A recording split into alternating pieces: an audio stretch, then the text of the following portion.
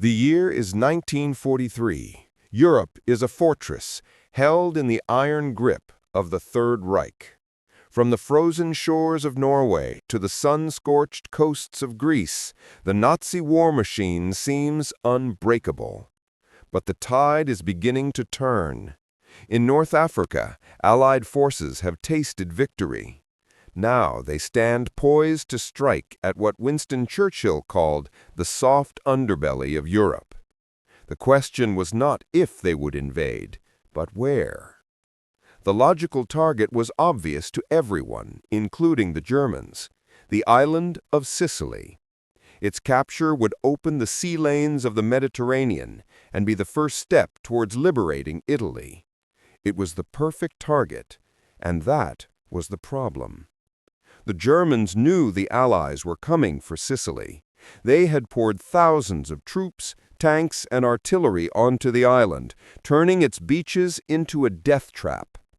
A direct assault would be a massacre, a catastrophic loss of life that could cripple the Allied war effort.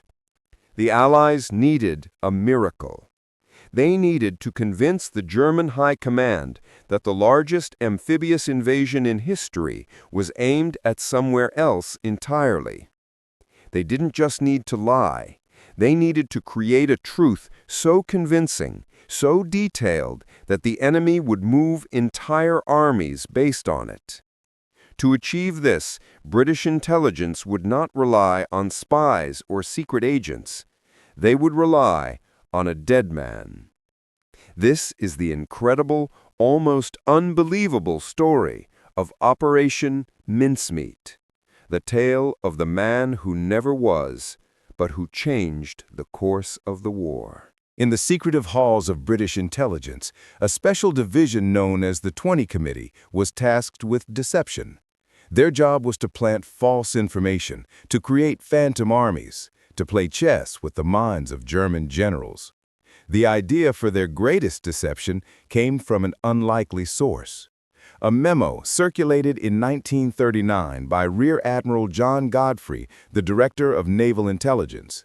The memo itself was written by his young, imaginative personal assistant, a man who would later become world famous for creating the spy James Bond, Lieutenant Commander Ian Fleming. Fleming's memo suggested a list of outlandish ideas for fooling the enemy. Idea number 28 was grimly simple: dress a corpse in an officer's uniform, chain a briefcase full of fake documents to its wrist, and let it wash ashore for the enemy to find. At the time, it was dismissed as too ghoulish, too theatrical. But now in 1943, with thousands of lives on the line, the ghoulish idea was back on the table.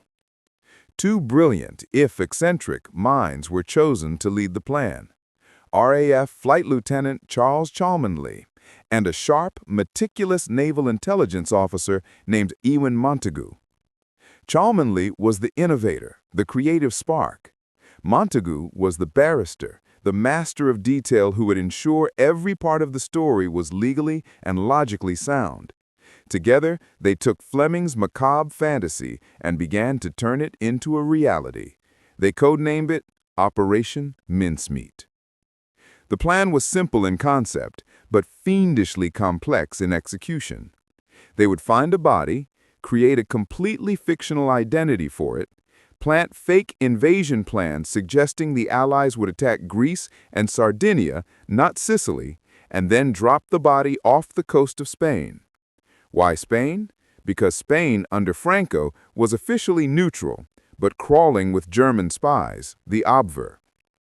The British knew that if the Spanish authorities found the body, the Germans would know about it within hours. The challenge was making the Germans believe the documents were real. The first and most grim task was finding a body.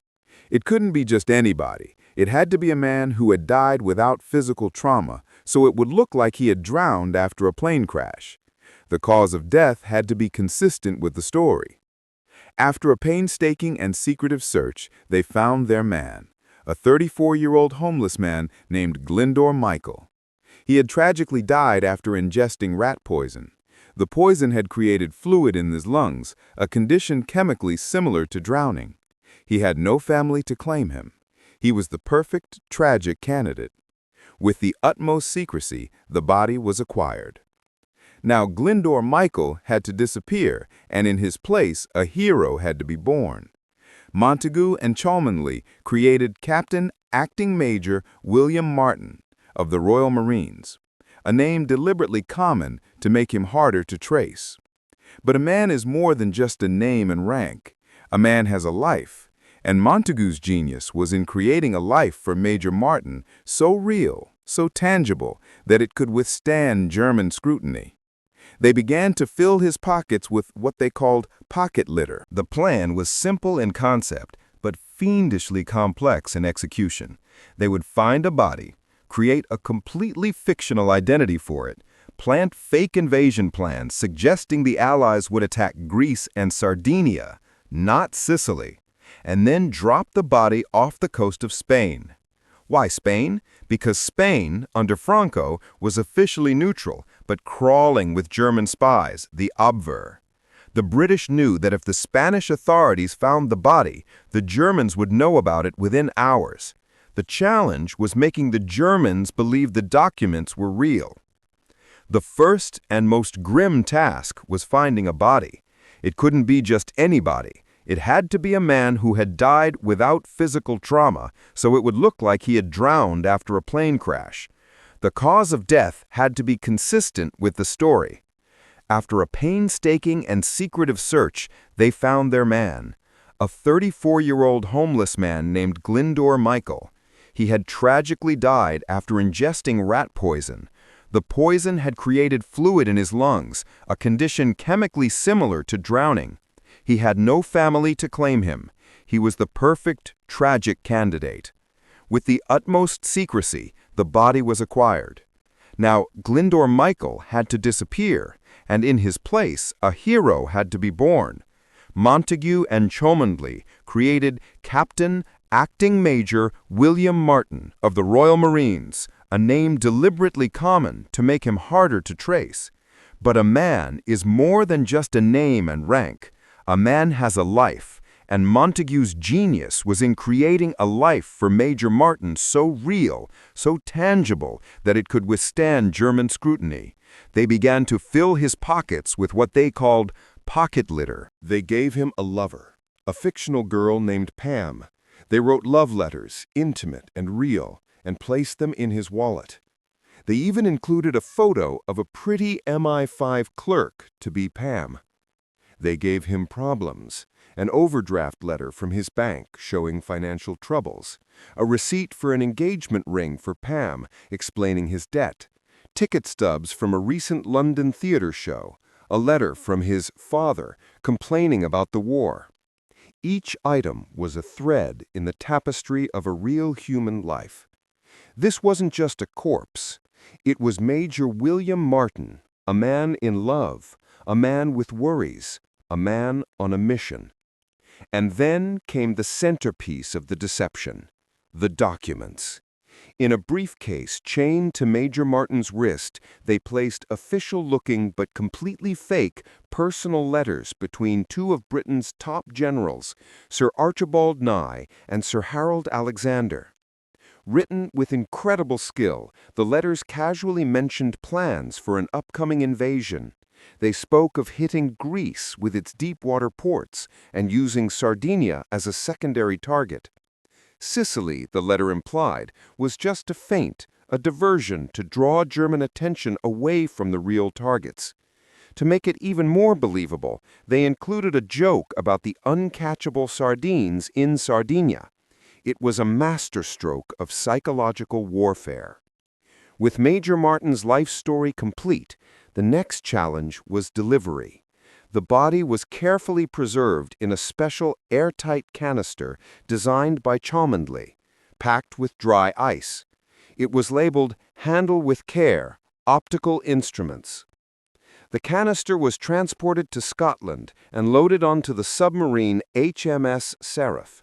Only the submarine's captain was told the true nature of his strange cargo. The crew was told it was a top-secret weather device. For days, the Seraph sailed silently towards its destination, a point 1 mile off the coast of Huelva, Spain. On April 30th, 1943, in the pre-dawn darkness, the submarine surfaced. The crew was sent below deck. The officers, led by their captain, carefully opened the canister. They gently lifted the body of Major Martin out. They put on his life jacket, checked the briefcase was securely chained to his wrist, and said a quiet prayer. Ewan Montague, who had planned this for months, had insisted on one final human touch.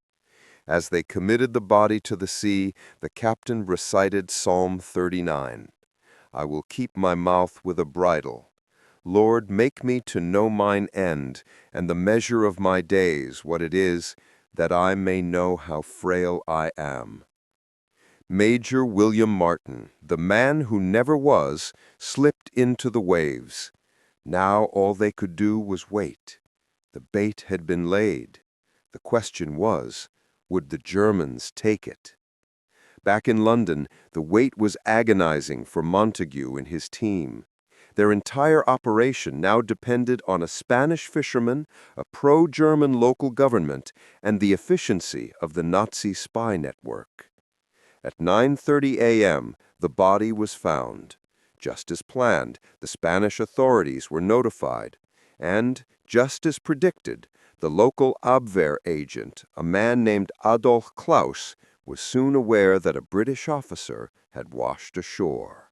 The British Foreign Office began a carefully choreographed performance. They sent a series of increasingly frantic telegrams to their embassy in Spain, demanding the return of the briefcase immediately, stressing its top-secret contents. This was designed to make the Germans even more desperate to see what was inside. For days, the Spanish played coy. They performed an autopsy, which, due to the body's condition, concluded death by drowning, just as the team had hoped. But the briefcase remained in Spanish hands. The tension in London was unbearable.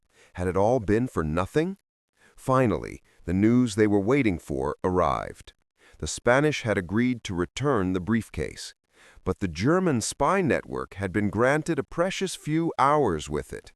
Using slender rods, they had carefully extracted the letters, steamed them open, photographed every single word, and then expertly placed them back in their envelopes. When the briefcase was returned to the British, forensic analysis confirmed it had been opened. The documents were on their way to Berlin, right to the desk of the one man who needed to believe the lie, Adolf Hitler. The intelligence from Major Martin was so perfect, so detailed, that it confirmed the German High Command's own biases. They had long feared an attack in the Balkans. The documents were the proof they were looking for. Hitler himself became obsessed with the intelligence. He overruled his own generals, who still believed Sicily was the target. He declared, "The measures regarding Sardinia and the Peloponnese, Greece, are to take precedence over everything else." The results were immediate and dramatic. 2 elite panzer divisions were moved from France to Greece. Torpedo boats were sent from Sicily to the Greek islands. General Rommel himself was sent to Athens to command the defense. The German war machine reoriented itself to defend against a phantom invasion. On July 9, 1943, the Allies launched Operation Husky. 160,000 soldiers landed on the coast of Sicily. The defenders were caught completely by surprise. The coastal fortifications were undermanned. The initial resistance was far lighter than anticipated. Even after the invasion began, the German High Command was convinced it was just a diversion, and for 2 crucial weeks they refused to move their main forces back to Sicily. Operation Mincemeat was an unqualified, spectacular success. It is estimated that the deception saved thousands of Allied lives and significantly shortened the brutal campaign in Sicily. The audacity, the creativity, and the meticulous attention to detail had paid off in a way Montague and Cholmondeley could only have dreamed of. In a small cemetery in Spain lies the body of a man who, in death, was given a new life and a vital mission. He was a man who never was, but his legacy is written in the history of a war he helped to win, a silent hero whose greatest weapon was a perfectly crafted lie.